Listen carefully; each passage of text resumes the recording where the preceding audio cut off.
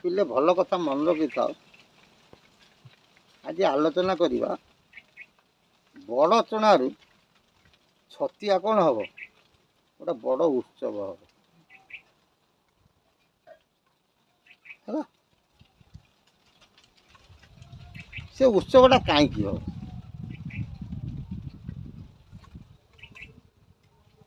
ନା ଜଗନ୍ନାଥଙ୍କୁ ନେଇକି ହବ। ଅତୀତରେ ତମେ ଜାଣିଛ କି ନାହିଁ କହିପାରୁନି, 5-6 ବର୍ଷ ତଳେ ଛତିଆରୁ ଗୋଟେ ରଥ ଯାଉଥିଲା ବଡ଼ଚଣାର ବଡ଼ ଘୁମୁରି ପର୍ଯ୍ୟନ୍ତ ହେଲା। ସମସ୍ତେ ସେତେବେଳେ ଆଲୋଚନା ହେଲା, ଆମେ ସେତେବେଳେ ଯାଜପୁରରେ ଥାଉ, ଆଲୋଚନା ହେଲା, ମାଳିକାରେ ଲେଖା ଥିଲା ଛତିଆରୁ ବଡ଼ଚଣା କ'ଣ ହବ, ଉତ୍ସବ ହବ। ଏଇଟା ସେଇ ଗୋଟା ଘର, କିନ୍ତୁ ବାସ୍ତବ ମତରେ ସେ ସମୟ ଆସି ନାହିଁ। ଯଦିଓ ଆମେ ଗୋଟେ ପଳେଇବା ଗୋଟେ ସାଧାରଣ ମୌଖିକ ଉପରେ, ଜଗନ୍ନାଥ ଯଦି ବଡ଼ଦେଉଳରୁ ଯିବେ ଛତିଆକୁ, ବୈରୀ ପାଖେ ଯେଉଁ ଇଞ୍ଜିନ ଭାଙ୍ଗିବ ସବୁ ଆଲୋଚନା ହୁଏ, ସେଠୁ ଠାକୁର କ'ଣ ହେବେ, ଛତିଆ ଆସିବେ।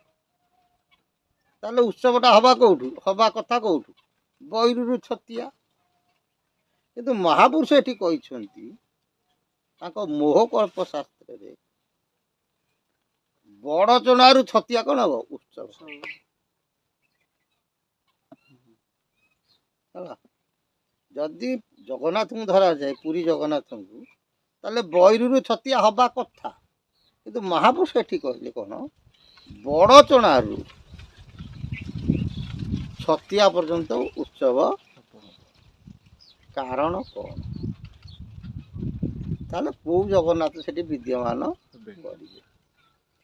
କହିଲେ ଦଶା ଶନିଘାଟ ବ୍ରହ୍ମ ଯେ ମୂରତି, ଜଗନ୍ନାଥ ସ୍ୱରୂପଙ୍କୁ ଭକତଙ୍କ ହାତେ ବୁହାଇଣ ନେବେ, ସେ ଯେ ଛତିଆ ଗ୍ରାମ।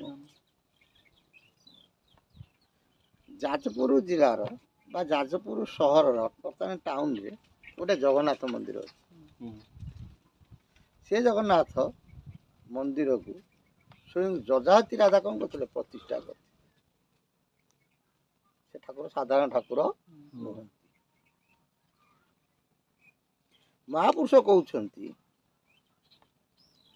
ସେ ଯେଉଁ ଦଶାଶନି ଘାଟରେ ଯେଉଁ ଜଗନ୍ନାଥ ଅଛନ୍ତି, ସେ ଜଗନ୍ନାଥ କ'ଣ ହେବେ, ଭକ୍ତମାନଙ୍କ ଦ୍ୱାରା ବୁହାଇଣ ନେବେ। ମାନେ କ'ଣ, କାନ୍ଧେଇକି ଆଣିବେ, କାନ୍ଧେଇକି ଆଣିବେ। ଆଗେ ସବୁ ଦେଖିବ ଯେମିତି ଦାରୁ ଆଉଛି, ଶଗଡ଼ି ନ ଧରିକି ଆଉ, ଶଗଡ଼ି ହଉ କି ଶଗଡ଼ ହଉ କି XYZ ଜାଳ ହଉ, ସେଇ ଟାଇପ୍ର କୌଣସି ଗୋଟେ ଜିନିଷରେ ମହାପୁରୁଷ କହୁଛନ୍ତି କ'ଣ, ଜଗନ୍ନାଥ ଭକ୍ତମାନଙ୍କ ଦ୍ୱାରା ଟଣା ହେଇକି ଆସିବେ। କୋଉଠିକି, ଛତିଆ ଗ୍ରାମ। ତାହେଲେ ଯାଜପୁର ପାଇଁ ଗୋଟାଏ କ'ଣ ବିପଦ ଥିବା ହେତୁ ଠାକୁର ସ୍ଥାନାନ୍ତରିତ ହେବେ, ହଁ କି ନାହିଁ? ଯଦି ବିପଦ ନଥିବ କାହିଁ ଆସିବେ? ଏଥିରୁ ଅନୁମେୟ ଯାଜପୁର ପାଇଁ ସେ ସମୟରେ ଗୋଟାଏ ବିପଦ ଅଛି। ସିଏ ଯେତେବେଳେ ଆସିବେ, ସେଇ ସମୟରେ କ'ଣ ହବ, ବଡ଼ଚଣା ଠାରୁ ଉତ୍ସବ ହୋଇବ ହାଡ଼ି ଦାସ ଗାଦି ଯାଏ, ଜଗନ୍ନାଥ ମୂର୍ତ୍ତି ଗାଦି ପାଶେ ରଖି କରିବେ ଶ୍ରୀକ୍ଷେତ୍ର ପ୍ରାୟ। ସିଏ ଯେତେବେଳେ ସିଆଡ଼ୁ ଆସିବେ, ଭକ୍ତମାନେ କ'ଣ ହେଇଥିବେ, ଅନେକ ଭକ୍ତ ବଡ଼ଚଣାଟି ଅପେକ୍ଷା କରି ରହିଥିବେ। ସେଇଠୁ ବଡ଼ଚଣା ଠାରୁ ଠାକୁରଙ୍କୁ ପାଛୋଟିକି ଆଣିବେ। ଯଥା ନାମ ସଂକୀର୍ତ୍ତନ ହବ, ଯେମିତି ବଡ଼ ଦାଣ୍ଡରେ ରଥକୁ ଘୋଷଯାତ୍ରାକୁ ଯେମିତି ଭକ୍ତମାନେ ଗାନ କରିକି ଆସୁଛନ୍ତି, ସେମିତି ଭକ୍ତମାନେ କ'ଣ କରିବେ, ନାମ ସଂକୀର୍ତ୍ତନ କରି ପ୍ରଭୁଙ୍କୁ ଆଣିବେ। କୋଉଠିକି ନା ହାଡ଼ି ଦାସ ଗାଦି ଯାଏ। ଛତିଆ ବଟରେ ଯେଉଁ ହାଡ଼ି ଦାସଙ୍କର ଗାଦି ଅଛି, ବା ଛତିଆ ବଟ ଦେଉଳ ଯେଉଁଠି ଅଛି, ସେଇଠିକି ସେ ଠାକୁର କ'ଣ ହେବେ ଆସିବେ ହେଲା। ଜଗନ୍ନାଥ ମୂର୍ତ୍ତି ଗାଦି ପାଶେ ରଖି କରିବେ ଶ୍ରୀକ୍ଷେତ୍ର ପ୍ରାୟ। ଶ୍ରୀକ୍ଷେତ୍ର ନୁହଁ, ଶ୍ରୀକ୍ଷେତ୍ର ପ୍ରାୟ ମାନେ ଯେମିତି ବଡ଼ ଦେଉଳରେ ଯେମିତି ଜଗନ୍ନାଥଙ୍କର ନୀତି ନିୟମ, ସେ କହୁଛନ୍ତି ସେ ଠାକୁର ଯେତେବେଳେ ଆସିବେ କେଉଁଠିକି ଛତିଆ ବଟ ସେଠି ରହିବେ, ରହିଲେ ସେଇ ଭାବରେ କ'ଣ ନୀତି ନିୟମ ପରିଚାଳିତ କରାଯିବ। ଏଇଟା କେବେ ଘଟିବ ଠିକ ନା ଭୁଲ? ଘଟିବ କେବେ?